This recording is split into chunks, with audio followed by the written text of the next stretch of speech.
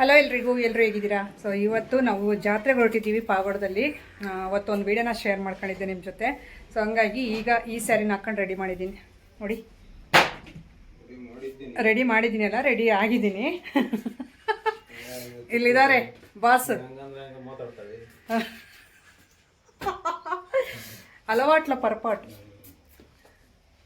ಅವಸರವಾಗಿ ಮಾತಾಡಿದ್ದೀನಿ ಸರ್, ತಪ್ಪಾಯಿತು. ಈ ಸ್ಯಾರಿ ಬಂದುಬಿಟ್ಟು ನಾನೇ ಸೇಲ್ ಮಾಡಿರುವಂಥ ಸ್ಯಾರಿ. ಎಲ್ಲರೂ ತೊಗೊಂಡು ಇದೊಂದು ಸ್ಯಾರಿನ ಎಷ್ಟು ದಿನ ಆದರೂ ಹಂಗೆ ಬಿಟ್ಟಿದ್ರು. ಹಾಗಾಗಿ ಬಿಡು ಇರಲಿ, ನಾನು ಒಂದು ಈ ಟ್ರೆಂಡಿಂಗ್ ಸ್ಯಾರಿನ ಹಾಕ್ಕೊಳ್ಳೋಣ ಅಂತಂದು ಎಲ್ಲ ಫುಲ್ ಹಾಕ್ಕೊಂಡು ಬಿಟ್ಟ ಮೇಲೆ ನಾನು ಈಗ ಹೊಲಿಸ್ಕೊಂಡು ಈಗ ಹಾಕ್ಕೊಂಡಿದ್ದೀನಿ ನೋಡಿ. ತುಂಬ ಚೆನ್ನಾಗಿದೆ ಬ್ಲೌಸು. ಆಮೇಲೆ ನಾನು ವೀಡಿಯೋದಲ್ಲಿ ತೋರಿಸಿದ್ದೆ ನೆನ್ನೆ ವ್ಲಾಗಲ್ಲಿ. ಸೊ ಇವತ್ತೂ ತೋರಿಸ್ತೀನಿ. ಆಮೇಲೆ ನಮ್ಮ ಮನೆಯವರು ಸ್ವಲ್ಪ ಶೂಟ್ ಮಾಡ್ತಾರಲ್ಲ ಅವಾಗ ಕಾಣಿಸ್ತೀನಿ ನೋಡಿ. ಸೊ ಬ್ಯಾಕ್ ಸೈಡು ಫ್ರಂಟ್ ಎಲ್ಲ ತುಂಬ ಚೆನ್ನಾಗಿ ಸ್ಟಿಚ್ ಮಾಡಿ ಕೊಟ್ಟಿದ್ದಾರೆ. ಸ್ಲೀವ್ ಬಂದುಬಿಟ್ಟು ಫುಲ್ಲು ಸ್ಲೀವ್ ಇಡಿಸೀನಿ. ವಾಚ್ ಕಟ್ಟಬೇಕು, ಒಂದು ಸ್ವಲ್ಪ ಚಿಕ್ಕ ಮಾಡಿಸ್ಬೇಕು, ಲಿಂಕ್ ತೆಗಿಸ್ಬೇಕು, ಯಾಕಂದರೆ ಸ್ವಲ್ಪ ದೊಡ್ಡದಾಗ್ತೈತೆ ವಾಚ್ ಗೋಲ್ಡ್ ಕಲರ್ದು. ಸೊ ಅಲ್ಲಿಗೆ ಹೋಗಿ ಪಾವಗಡ ಶೇರ್ ಮಾಡ್ಕೊತೀನಿ. ಹಾಗೆ ನೋಡ್ತಾ ಇರಿ. ಈಗ ನಾನು ನಮ್ಮ ಮನೆಯವ್ರು ಹೊರಡ್ತಾ ಇದ್ದೀವಿ. ನೆಕ್ ಪೀಸ್ ನೋಡಿ, ನೆನ್ನೆ ತೋರಿಸಿರೋದು ಎಷ್ಟು ಚೆನ್ನಾಗಿದೆ. ಕಂಟಿನ್ಯೂ ಆಗುತ್ತೆ ಲಾಗು, ನೋಡ್ತಾ ಇರಿ. ಹಾಗೆ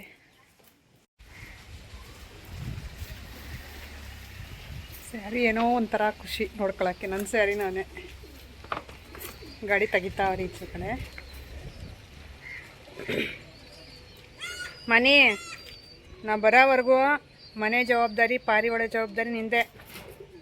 ಹಾಂ ತೆಗಿತಾವ್ರೆ. ಇದು ನೋಡ್ರಿ, ಎಲ್ಲ ಮುಸ್ರೆ ಹಾಕಿಟ್ಟಿದ್ರೆ ಎಮ್ಮೆ ಗಿಡಣ ಅಂತಂದು ಇವೇ ತಿಂತಾವೆ ನಾವು ಅಮ್ಮವ್ರ ನಾಯಿಗಳೇ ಬಂದು. ಹಾಂ ಮೊದ್ದು ಬಾ ಮನಿ, ಓಡೋಗು ಮೊದ್ದಂತ ತೆಗಿ, ಓಡೋಗು ನಿಲ್ಲ, ಓಡೋಗು ಇವಾಗ.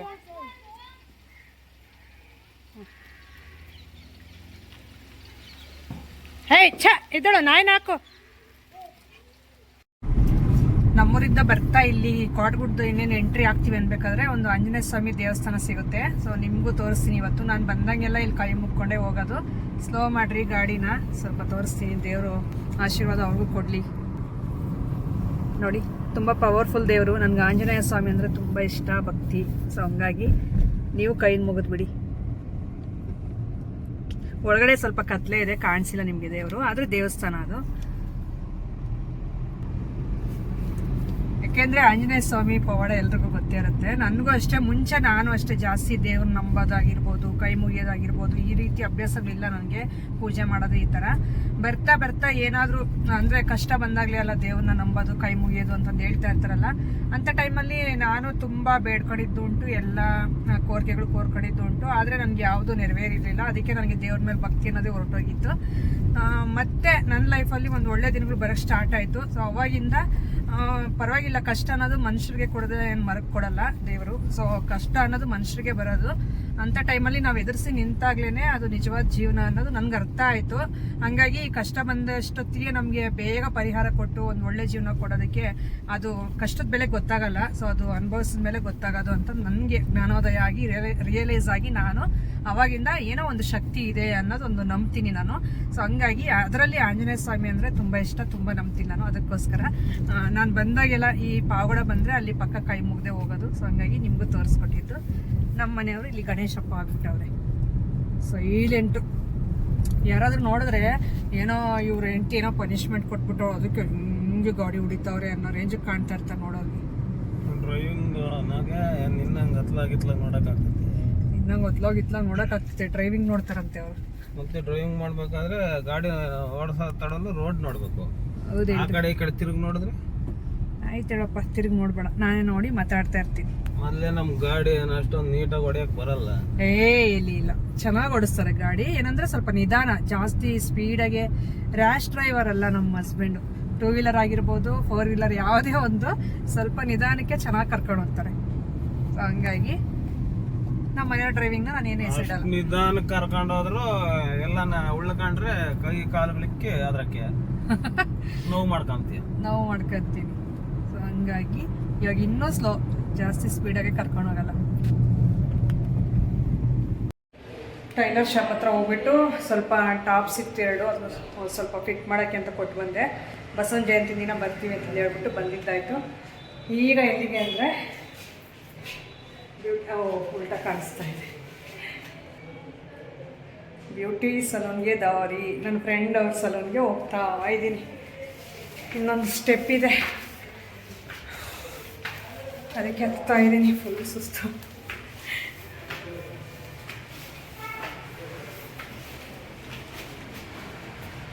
ಅಲ್ಲಿವರೆಗೂ ಹತ್ಬೇಕೀಗ.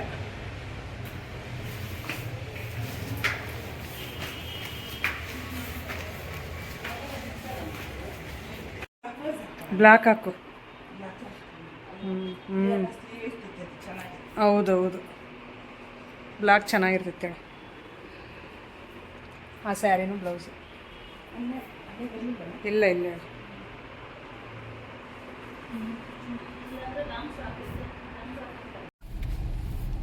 ವೆಲ್ಕಮ್ ಮಾಡ್ಕೊಂತವ್ರೆ, ಬನ್ನಿ ಬನ್ನಿ ಅಂತ.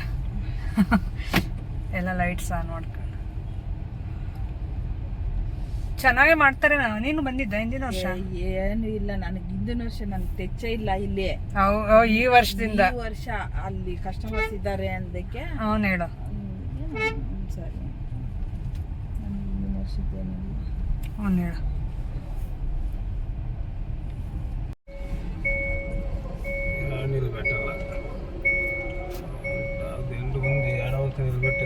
ಫುಲ್ ಗ್ರ್ಯಾಂಡ್ ಆಗಿ ಮಾಡೋರಲ್ಲಮ್ಮ. ಗಂಡಗೆ ಇದೆ ಅಂತ ಆ ಕಡೆಗೆ ಹೋಗಿ ನಿಲ್ಸೋಣ.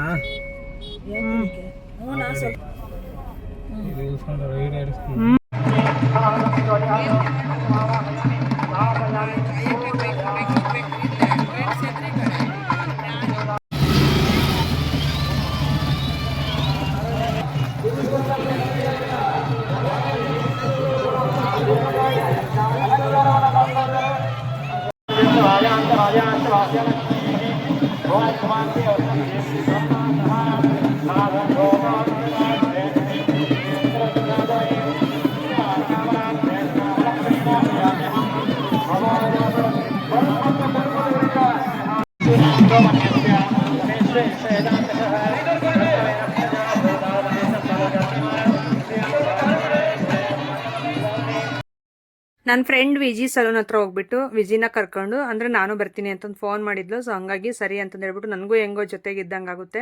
ಮತ್ತು ನಮ್ಮ ಮನೆಯವರು ಇರ್ತಾರೆ ಹೇಳ್ರಿ, ಎಲ್ಲಿಗೋದ್ರು ಅವರೇನೆ ವೀಡಿಯೋ ಶೂಟ್ ಮಾಡೋದು. ಸೊ ಹಂಗಾಗಿ 3 ಜನನೂ ಹೋಗ್ಬಿಟ್ಟು ಬರೋಣ ಅಂತಂದು ಹೇಳ್ಬಿಟ್ಟು ಈಗ ಅವಳು ಕರ್ಕೊಂಡು ಸಲೂನ್ ಹತ್ರ ಹೋಗ್ಬಿಟ್ಟು ರೆಡಿ ಆಗಿಬಿಟ್ಟು ಬಂದಿದ್ದಾಯಿತು. ನಾವು ಬರೋಷ್ಟರಲ್ಲಿ ಇನ್ನು ತೇರಿಗೆಲ್ಲ ರೆಡಿ ಮಾಡ್ತಾಯಿದ್ರು. ಹಾಗಾಗಿ ಇದು ಫಸ್ಟ್ ಟೈಮ್ ನಾನು ಬರ್ತಾ ಇರೋದು. ವಿಜಿನೂ ಅಷ್ಟೇ. ಅವಳು 1.5 ವರ್ಷ ರೇಂಜ್ ಆಯ್ತು ಅಷ್ಟೇ ಸಲೂನ್ ಓಪನ್ ಮಾಡಿ ಪಾಗೋಡದಲ್ಲಿ. ಅವಳಿಗೂ ಗೊತ್ತಿಲ್ಲ, ಈ ವರ್ಷನೇ ಅವಳು ಬಂದಿರೋದು. ಆದರೆ ತುಂಬ ಚೆನ್ನಾಗಿ ಮಾಡ್ತಾವ್ರೆ. ನಾನು ಇಷ್ಟು ಗ್ರ್ಯಾಂಡ್ ಮಾಡ್ತಾರೆ ಅಂತ ಅಂದ್ಕೊಂಡಿರ್ಲಿಲ್ಲ. ಎಷ್ಟು ಅದ್ದೂರಿಯಾಗಿ ಮಾಡ್ತಾವ್ರಂದ್ರೆ ತುಂಬ ಇಷ್ಟ ಆಯಿತು. ಆ ಡೆಕೋರೇಷನ್ ಆಗಿರ್ಬೋದು, ಇಲ್ಲಿ ಬಂದಿರೋಂಥ ಜನ ಆಗಿರ್ಬೋದು, ತೇರಾಗಿರ್ಬೋದು, ತುಂಬ ಚೆನ್ನಾಗಿದೆ. ಇಲ್ಲಿ ಕಲ್ಯಾಣಿ ಇದೆ, ಇದರಲ್ಲಿ ನೀರು ಬಿಡ್ತಾ ಇದ್ರು. ಇದೆಲ್ಲ ಫೋಟೋಶೂಟ್ಗೆಲ್ಲ ತುಂಬ ಚೆನ್ನಾಗಿರುತ್ತೆ ಅಂತ ನನ್ನ ಫ್ರೆಂಡ್ಗೆ ಹೇಳ್ತಾ ಇದ್ದೆ. ಹೌದು, ಯಾವಾಗಲಾದರೂ ಬರೋಣ ಅಂತಂದು ಹೇಳ್ತಾ ಇದ್ಲು. ಅಂದರೆ ಅವಳು ಮೇಕಪ್ ಆರ್ಟಿಸ್ಟ್ ಅಲ್ವಾ, ಹಾಗಾಗಿ ಯಾರಿಗಾದ್ರೂ ಆ ರೀತಿ ಮೇಕ್ ಓವರ್ ಮಾಡಿದಾಗ ಫೋಟೋಶೂಟ್ಸ್ಗೆಲ್ಲ ಕಲ್ಯಾಣಿ ಈ ಥರ ಇದ್ದರೆ ತುಂಬ ಚೆನ್ನಾಗಿ ಬರುತ್ತೆ ಫೋಟೋಸ್ ಎಲ್ಲನೂ.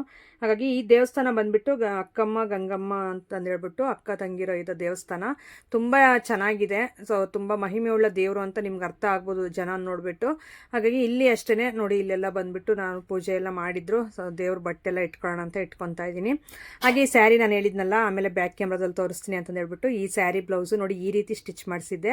ತುಂಬ ಚೆನ್ನಾಗಿತ್ತು. ಈ ಜಾತ್ರೆಗೆ ಮಾಡಿಸಿರುವಂಥ ಸ್ಯಾರಿ ಬ್ಲೌಸ್ ಅಂತ ಅನ್ನಿಸ್ತು ನನಗೆ. ಯಾಕಂದರೆ ಈ ಶೆಕೆಯಲ್ಲಿ ಇದರಲ್ಲಿ ರೇಷ್ಮೆ ಸೀರೆ, ಮೈಸೂರು ಸಿಲ್ಕ್ ಇವೆಲ್ಲ ವೇರ್ ಮಾಡೋಕ್ಕಾಗಲ್ಲ. ಸೊ ಹಂಗಾಗಿ ಇದು ಫ್ಯಾನ್ಸಿಯಾಗಿರುತ್ತೆ, ಸ್ವಲ್ಪ ಚೆನ್ನಾಗಿರುತ್ತೆ, ಡಿಸೆಂಟಾಗಿ ಅಂತ ಈ ಥರ ಹಾಕ್ಕೊಂಡೋಗಿದ್ದು.